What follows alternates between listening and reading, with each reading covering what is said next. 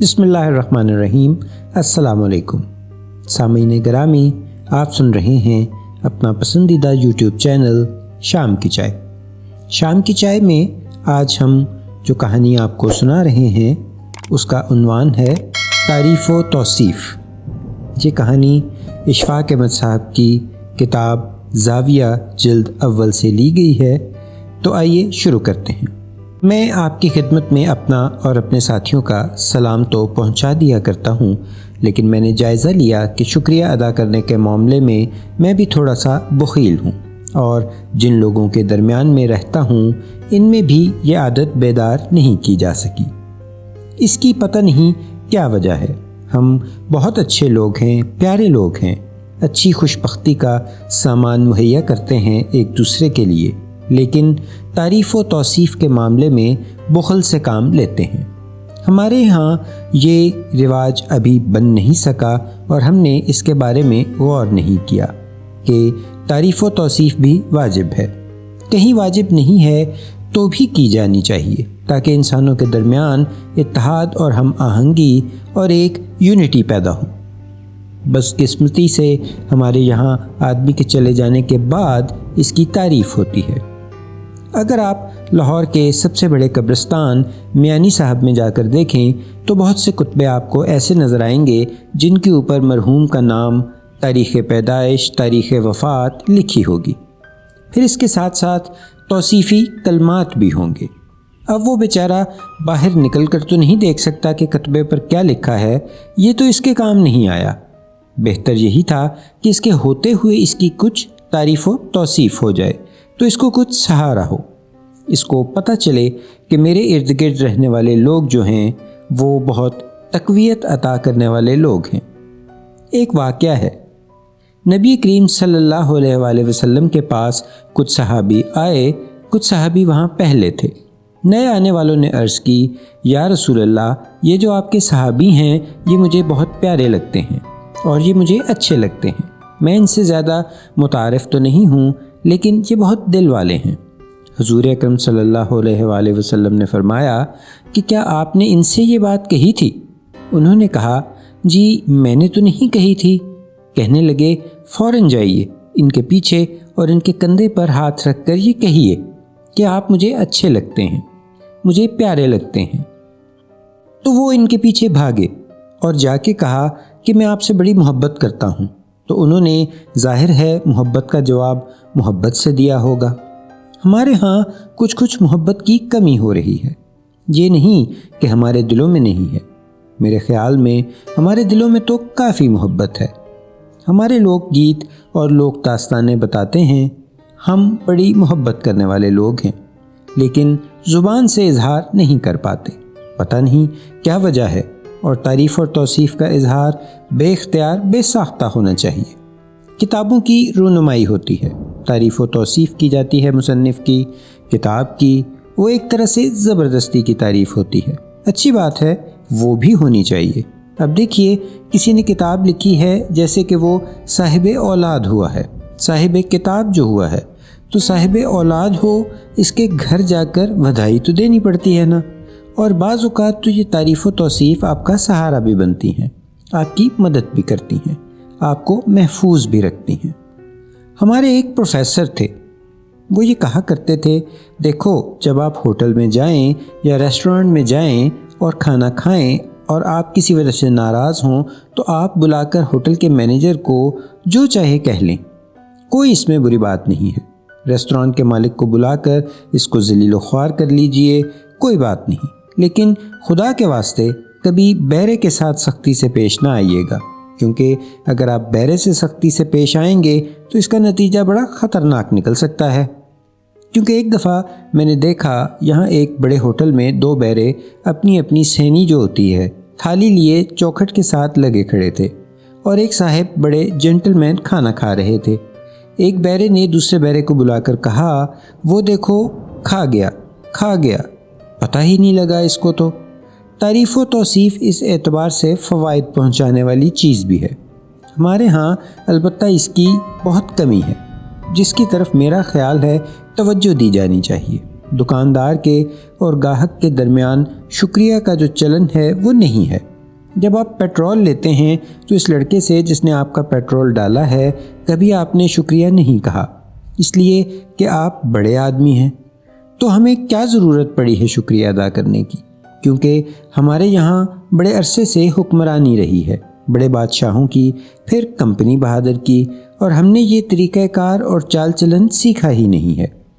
شکریہ ادا کرنے سے آدمی خود مفرح ہوتا ہے اور اس کی روح پر اور اس کے وجود پر اور اس کی شخصیت پر اور اس کی فردیت پر بہت اچھا اثر پڑتا ہے۔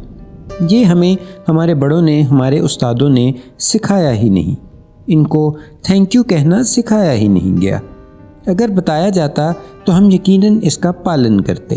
جو ہمارے پروفیسر تھے جن کا میں نے ذکر کیا وہ پروفیسر نہیں تھے، میں پہلے بھی عرض کر چکا ہوں، یعنی استاد الاستاد اور استاد مکرم تھے، یعنی پروفیسر کے اوپر کی ڈگری تھی۔ وہ تشریف اسی لیے لائے تھے کہ اسٹاف روم میں پروفیسر حضرات سے ملیں اور ان کو زندگی آموز اور زندگی آمیز چیزوں سے روشناس کرائیں۔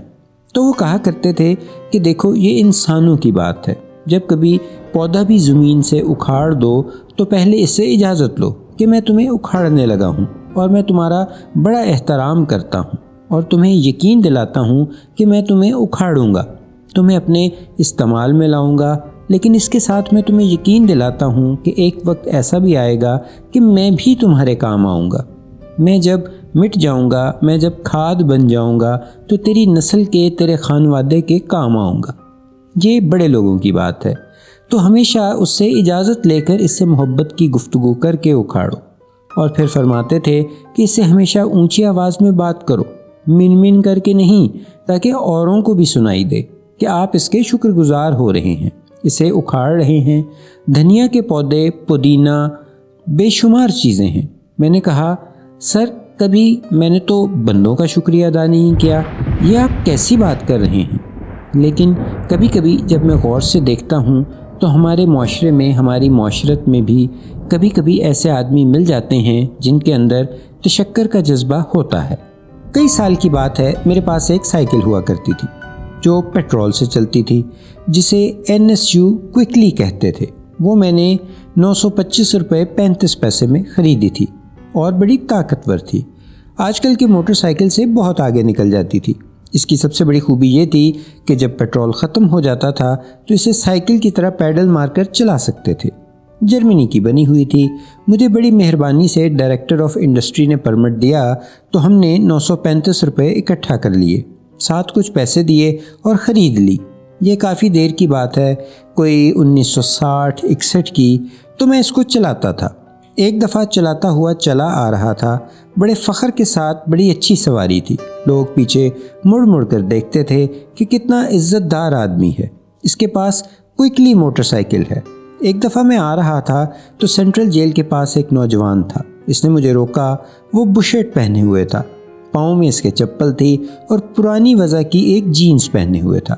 اس نے کہا جی آپ مجھے جتنی دور تک بھی لے کے جا سکتے ہیں لے جائیں۔ میں نے کہا ٹھیک ہے آئیے بیٹھیے، لیکن وہ مجھے تھوڑا سا مشکوک لگا، تو میں نے کہا آپ یہاں کہاں تھے؟ تو اس نے کہا جی میں اپنے کچھ کاغذات لینے آیا تھا یہاں سے، جیل سے۔ میں پرسوں رہا ہوا تھا مگر اپنی چٹ بھول گیا تھا، پتہ نہیں کیا چیز تھی۔ میں نے کہا کیا آپ یہاں قید تھے؟ کہنے لگا ہاں جی میں بہت مشہور جیب تراش ہوں، گرا کٹ۔ وہ کہنے لگا جی میرا علاقہ جو ہے وہ مصری شاہ ہے، مصری شاہ ایک علاقہ ہے لاہور کا، میں وہاں کا ہوں۔ مجھے پکڑ کر انہوں نے زبردستی مقدمہ کر دیا میرے اوپر، حالانکہ میرے خلاف لوگوں کی گواہیاں بھی نہیں تھیں۔ میں نے کہا تم گرا کٹ ہو؟ کہنے لگا ہاں ہوں تو صحیح، لیکن اس مقدمے میں میرے ساتھ بے انتہا ناانصافی ہوئی اور وہ مجھے 9 مہینے کی سزا دے دی، تو میں 9 مہینے کی سزا پوری کر کے اب گھر جا رہا ہوں۔ میں نے کہا اچھا تو پھر آپ بڑے معزز آدمی ہیں، جب آپ نے شرافت کے ساتھ، دیانتداری کے ساتھ یہ سارا واقعہ سنایا ہے، آپ بیٹھیں۔ وہ پیچھے بیٹھ گیا تو ہم چلتے رہے۔ جب ہم فیروز پور روڈ پر پہنچے، جہاں فیروز پور روڈ آگے جا کر لٹن روڈ میں تبدیل ہو جاتی ہے، تو وہاں پر جا کر اس نے کہا آپ ادھر سے چلیں ٹیمپل روڈ کی طرف سے۔ میں ادھر چلا آگے، درمیان میں پہنچے، इस सड़क पर तो सिपाही खड़ा था, सीटी बजा के रोक लिया। तो इसने कहा ये तो वन वे है। मैंने कहा सर यहाँ कोई बोर्ड वगैरह तो है नहीं। इसने कहा नहीं, सरकार का काम ये नहीं कि बोर्ड लगाए, इसका काम हुक्म देना है। सरकार ने हुक्म दिया है ये वन वे है तो आप इधर से क्यों आए, मैं तो आपका चालान करूँगा। मैंने बड़ी इनकी मिन्नत खुशामद की कि आप चालान ना करें। वो जो था मेरा साथी वो भी उतर के खड़ा हो गया। इसने कहा संतरी बादशाह जाने दें, ये क्या है, गलती हो गई हमसे, पता नहीं था। इसने कहा नहीं, मैं आपको नहीं छोड़ूंगा। मैंने कुछ बहस करने की कोशिश की कि आपको बाहर बोर्ड लगाना चाहिए था, आपने बोर्ड नहीं लगाया।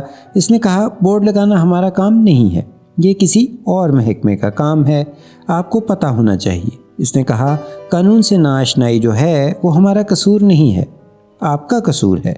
आपको पता होना चाहिए कि लाहौर की कौन सी सड़कें वन वे हैं और कौन सी नहीं हैं। तो मैंने कहा अब क्या किया जा सकता है। काफ़ी बहस व मुबाहसे के बाद इसने कॉपी निकाली, कार्बन रखा और मेरा नाम पूछ के लिख के चालान फाड़ कर मुझे कागज़ दे दिया और कार्बन अगले कागज़ के नीचे रख के वो कॉपी जो थी अपनी बुशर्ट की जेब में डाल ली। अब वो जो मेरा साथी था जिसको मैं पीछे बिठा के ला रहा था, वो बेचारा जाहिर है बड़ा परेशान हुआ कि मेरी वजह से ये हुआ।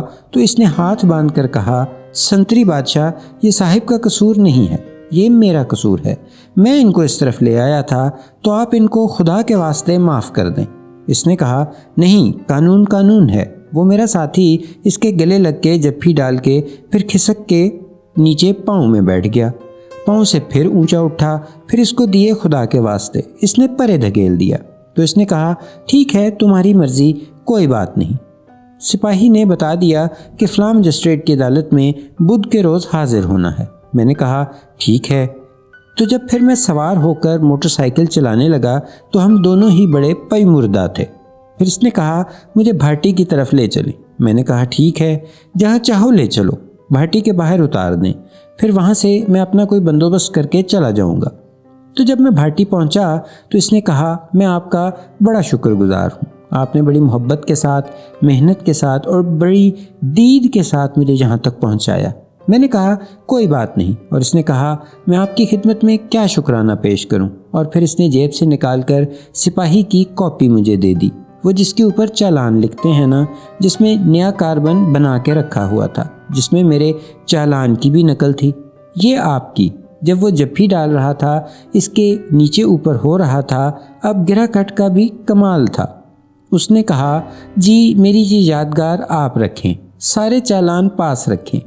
ऐसे ही मुझे ये वाक़या याद आ गया। एक आदमी के ऊपर जब किसी ने कोई छोटा मामूली सा भी कर्म किया हो, इसका एक बोझ पड़ता है। इस बोझ की अदायगी जो है फौरी तौर पर बहुत ज़रूरी है कि कर दी जानी चाहिए। कम से कम शुक्रिया अदा करना चाहिए। जी बिल्कुल, कम से कम शुक्रिया अदा कर देना चाहिए। हमारे यहाँ रिवाज ही नहीं है जी, सिखाया नहीं किसी ने। अगर हमें स्कूल में सिखाया गया तो टीचर और स्टूडेंट का जो ताल्लुक़ है बड़ों के साथ है, या कहीं से आपका काम हो गया है। लेकिन इन छोटी छोटी जगहों के ऊपर जहाँ मैंने देखा है, दुकानों के ऊपर कभी हमने शुक्रिया अदा किया ही नहीं है। अगर हमें ये बात बताई जाए तो हम करेंगे जैसे हमें अस्सलाम वालेकुम कहना बताया गया है। वो अब भी आप देखते हैं, मैं सुबह सैर करने जाता हूँ तो आदमी सलाम किए बगैर एक दूसरे के करीब से गुजर जाते हैं। वरना आप जाकर देखें, फ्रांस में ख़ास तौर पर जानते नहीं हैं एक दूसरे को, लेकिन कहते चले जाते हैं बदस्तूर, बड़ी मोहब्बत, बड़ी दिलजमई के साथ कहते चले जाते हैं। हमारे यहाँ मैं नहीं समझता कि किसी किस्म का बोझ है या कोई इसके ऊपर हमारे अंदर जेलसी है या कोई झगड़ा। हमारे अंदर एक बात अलबत्ता है कि आदमी अपने आप को इस मर्तबे का समझता है कि वो कहता है मैं इसका क्या शुक्रिया अदा करूं। मसलन आप सड़क से गुज़र रहे हैं तो सड़क पर से गुज़रते हुए खाकरोब जो है वो झाड़ू दे रहा है। खाकरोब आमतौर पर अच्छे लोग होते हैं, वो झाड़ू रोक लेता है और आप गुज़र जाते हैं, तो आप कभी इसको शुक्रिया मेहरबानी नहीं कहते हैं। हमारे बाबा जी नूर वाले फरमाते हैं कि मुझे खाकरोब से बात याद आई कि जब भी कभी धूल उड़ाते हुए, सड़कें साफ़ करते हुए खाकरोब या खाकरोबों के ग्रोह के दरमियान से गुज़रो तो कभी नाक के ऊपर रुमाल ना रखो या हाथ ना रखो, क्योंकि वो भी इंसान हैं जो ये काम कर रहे हैं। और आप ناک پر رومال رکھ کے ان کی تذلیل کر رہے ہیں کہ دیکھو میں ایک بڑا سپیریئر آدمی ہوں، میں ایک افضل آدمی ہوں، میں جب سانس لیتا ہوں تو اس گرد میں نہیں لیتا جس میں تم لیتے ہو، تو اس لیے وہاں سے ویسے ہی گزرو۔ ہم چونکہ ہمیشہ بیچ میں حجت کی کوئی نہ کوئی بات نکالا کرتے تھے، تو ہم کہتے تھے کہ حضور ہمارے بڑے کہتے ہیں کہ آکسیجن کو انہیل کرنا چاہیے، گرد و غبار سے بچنا چاہیے۔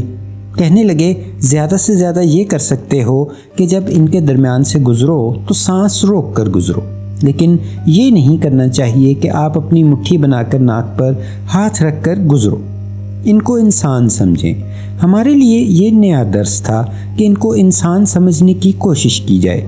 ہمیں یہ بتایا ہی نہیں تھا کسی نے، کیونکہ ہمارا ایک برہمن سسٹم ہے جو ہندوؤں سے مستعار لیا ہے ہم نے، کیونکہ برہمن، کھتری، ویش، شودر یہ سلسلے ہیں عرفہ آدمی ہونے کے، ایک چھوٹا ہوتا ہے اور ایک اس سے چھوٹا ہوتا ہے، جبکہ ہمارے ہاں یہ جو حکم دیا جا چکا ہے آج سے 1450 برس پہلے کہ بنی نوع انسان ایک نفس، ایک آدمی کی اولاد ہیں، اور عربی کو اجمی پر اور اجمی کو عربی پر کوئی فوقیت حاصل نہیں، نہ گورے کو کالے پر نہ کالے کو گورے پر۔ لیکن بدقسمتی سے ہم اس درس کے قریب ایک صاحب حال ہونے کی حیثیت سے نہیں گزرے، صرف اقتصابی طور پر ہم نے پڑھا ہے یا کتابوں میں پڑھا ہے، اسی کو لے کر آگے چلتے رہے ہیں۔ مجھے اپنے وہ استاد ماسٹر یاد آ رہے ہیں کہ کئی دفعہ چھٹی کے دن یا جب آدھی چھٹی ہوتی تھی یونیورسٹی میں تو ہم پروفیسر ان سے درخواست کرتے تھے کہ آپ ہم کو ساتھ لے کر چلیں اور ہم آپ کی میت میں گھومنا چاہتے ہیں۔ چھوٹے چھوٹے پہاڑوں کے اندر سے لے کر گزرتے ایک نالا آتا تھا، ایک برساتی نالا کہہ لیں، اس کے اوپر کوئی 15-20 فٹ لمبا پل ہوگا، پرانی وضع کا، جیسے آپ نے دیکھا ہوگا ہمارے شمالی علاقوں میں۔ تو جب ہم اس کے اوپر سے گزرے باتیں کرتے ہوئے، اٹکیلیاں کرتے ہوئے، گپیں کرتے ہوئے، تو ماسٹروں بھی ہمارے ساتھ تھے۔ جب ہم گزر چکے اس پل پر سے تو وہ گھومے، کہنے لگے thank you very much, thank you. پل کا شکریہ ادا کیا تو میرے رونگٹے کھڑے ہو گئے۔ وہ جب بھی کبھی پل پر سے گزرتے تھے یا کسی ایسی مشکل اور گھاٹی سے تو اس کا شکریہ ضرور ادا کرتے تھے۔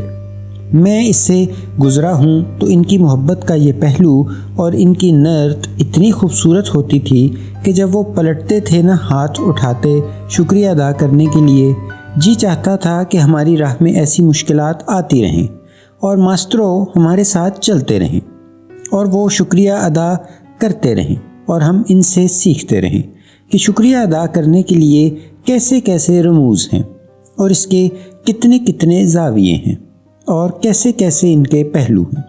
میں یہ آپ سے عرض کر رہا تھا کہ ہمیں بدقسمتی سے بتایا نہیں گیا، سکھایا نہیں گیا، ورنہ ہم کافی اچھے لوگ ہیں۔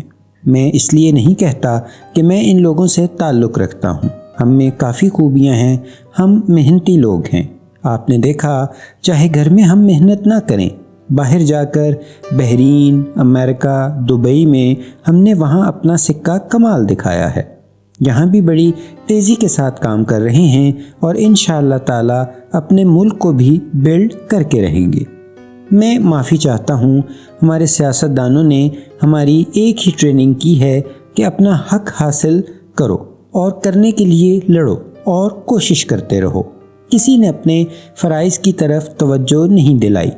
اگر آج سے اس تاریخ سے یعنی 1999 میں یہ شروع کر لیا جائے کہ کچھ ہمارے حقوق ہیں، کچھ ہمارے فرائض ہیں اور یہ ہم پورے کریں گے اور پھر ہم اپنے حقوق مانگیں گے تو فائدہ ہوگا۔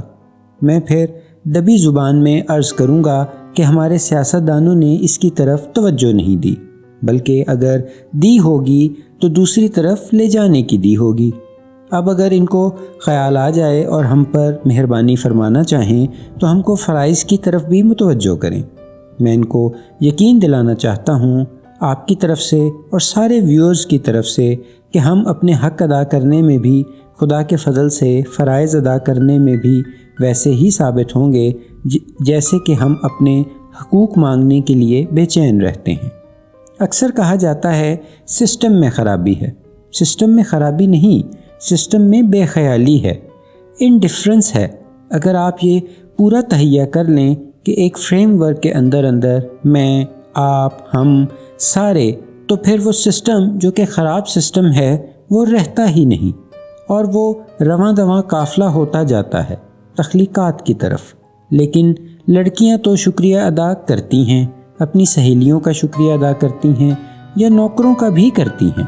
آپ کا بہت بہت شکریہ کہ آپ یہاں تشریف لائے، اور خواتین و حضرات کا اس سے بھی زیادہ شکریہ کہ آپ نے اس پروگرام کو برداشت کیا۔ پھر انشاءاللہ اگلی مرتبہ آپ کی خدمت میں حاضر ہوں گے اور کچھ مزید ایسی ہی باتیں کریں گے۔